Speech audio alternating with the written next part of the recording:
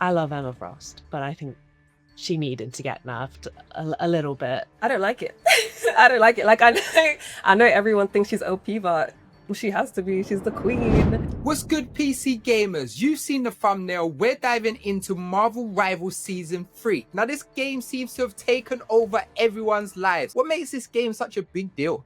Well, Midas, I mean, it's the combination between free-to-play shooter and Marvel. Like, there's not a lot not to love. And I think NetEase has also been really smart about how they've created a community around this game. You know, since before the first day. So AP, this is your gameplay that we're seeing right now. So I'm impressed. I'm seeing good things, but it's taken over your life. Like, how's it become such a cultural moment? Like, why is it so important to you? Yeah, no, you're absolutely right. I'm deep in it. At work, I'll have like a random Twitch person playing in the background just to hit the ults, nothing else. But the reason why I think that it's just taken over and such a big cultural thing is because of how big Marvel has been in our lives ever since we were kids.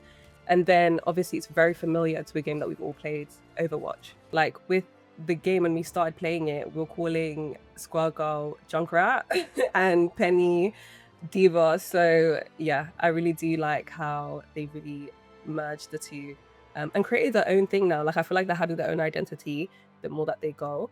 And I can't wait to see what else they do with it.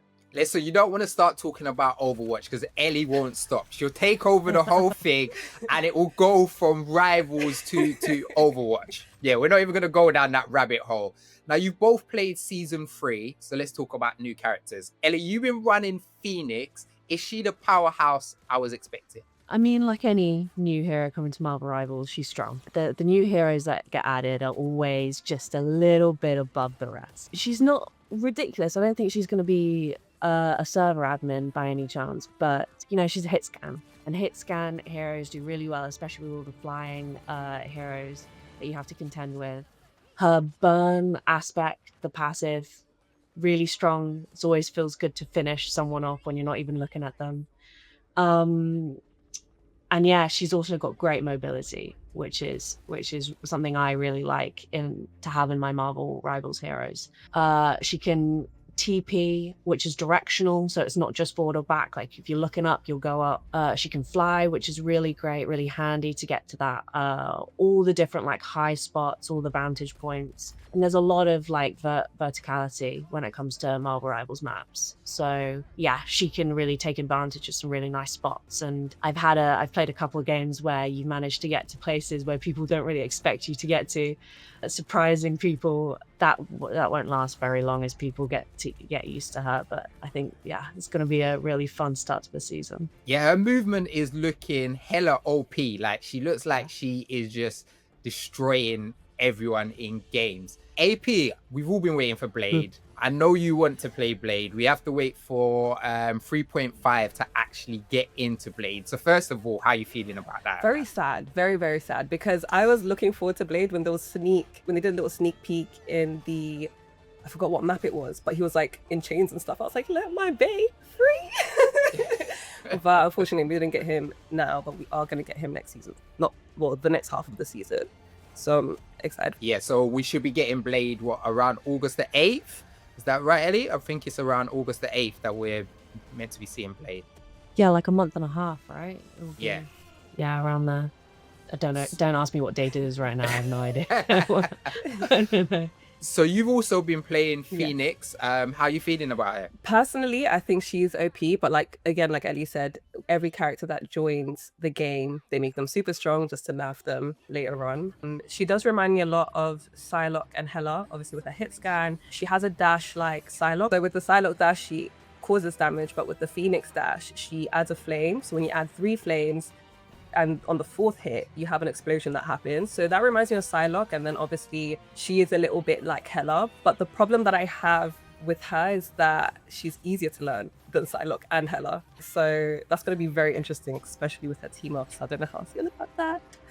That's what I was going to ask you, actually, Ellie. How easy is she for a new player? Like, I haven't been banging Rivals like either of you. So how easy is she for somebody who's just jumping in new? You know, I agree with AP. Like, I think should be quite easy to land. Any hit scan hero is relatively easy to pick up. You just have to hit heads, which sounds easier than it is, I'll admit, but like you can hit body as well. It's fine.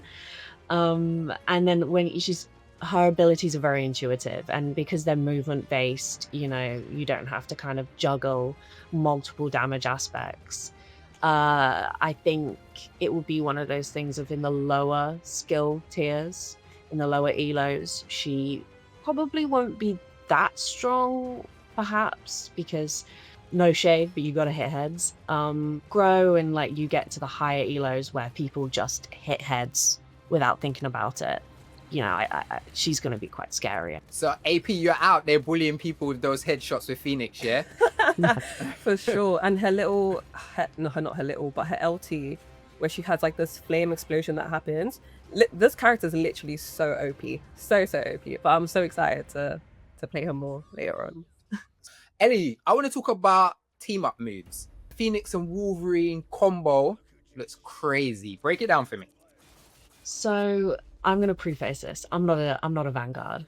You know, I tried to play Vanguard, but I'm not. So I don't have that kind of fire in my soul, hatred for Wolverine that perhaps a Thing main or, you know, someone else would have. But this new team up does make Wolverine stronger. You know, it gives him buffs to his leaf and everything, and so his survivability will get better, which his survivability is also already pretty good, which will make it difficult. And I think, yeah, as Rory on team, he's our resident Vanguard player. And he mentioned to me, he's like, I'm going to ban him every game. There's not going to be a single game where this guy isn't going to be banned, because otherwise I'm just not going to be able to play tank. It's going to be scary, but there's some other really good team ups coming this season as well. What other team ups are you looking forward to? Well, there's the Spider-Man and Human Torch, which kind of you get on top of Spider-Man's buff already, and now he's shooting out flaming webs. That's giving me nuts. AP, I'm seeing the stress on your face already. You're already thinking about how Wolverine and Spider-Man is gonna stress your life. Yeah, no, literally, because I've just been learning Penny, so thanks for that.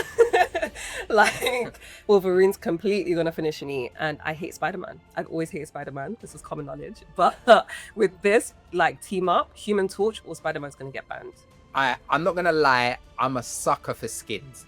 I'm really feeling this new battle pass, Power of the Phoenix. I really like Golden Panther, the Venom Jeff, Emma Frost. Emma Frost's Phoenix Diamond, cold.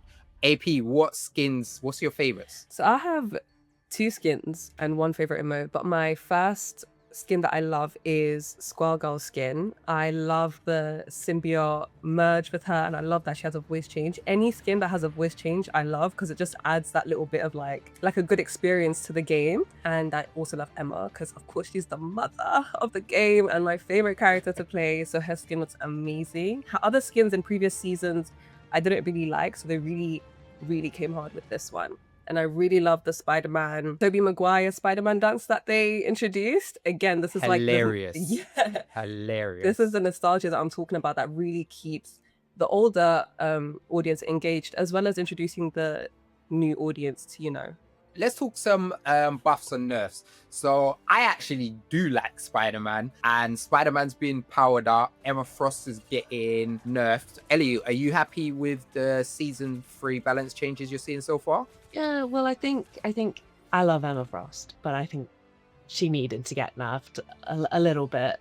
And you know, I've played a little bit of her, and she's not unplayable by any means. You know, I think she's less of like a solo tank. You know, you used to be able to like just go in to the enemy team, and as long as you were careful and you managed your cooldowns well, you would be able to get back out without much issue. Now you can't do that. You have to play more with your team, and you have to be much more reserved in how you attack. Yeah, I think it's a good nerf. It's AP, you're Emma Frost, that's your girl. How you feeling about this? I don't like it. I don't like it. Like, I know everyone thinks she's OP, but she has to be. She's the queen. But no, I do get it. I just don't like the fact that she doesn't have great mobility, And for me personally, like I can play her as a solo tank. I do think she plays very well with a second tank. So if you are in games where the comp isn't very balanced, so you don't have a second tank or you don't have great healers, I want to see how she's going to hold up. And I don't think she's going to hold up very well. The nerfs aren't that bad, but I don't like it. Before we wrap up, I'm going to ask you both. Ellie, I'm going to start with you. What are we hoping for with Blade, and what are we hoping for with this new map? When it comes to the map, I'm an open scape person, you know. I find these indoor maps kind of like quite claustrophobic. I know there's breakable terrain, but I have to go through quite a lot of trial and error to figure out like where that works. So I'd like to see more like open spaces, kind of more places where you can have like a proper brawl, not just like little skirmishes along the way. I want a big fight. And then with Blade, I'm just excited. You know, it's been, like AP said earlier, it's been a long time curling. That poor guy has been locked away, sleeping, napping. Sounds quite nice actually, being able to sleep for like 3 months straight. That's not too bad. AP, what do you think Blade's going to bring to the table? How's it going to change the meta of the game? How is the community going to react to the Daywalker finally releasing?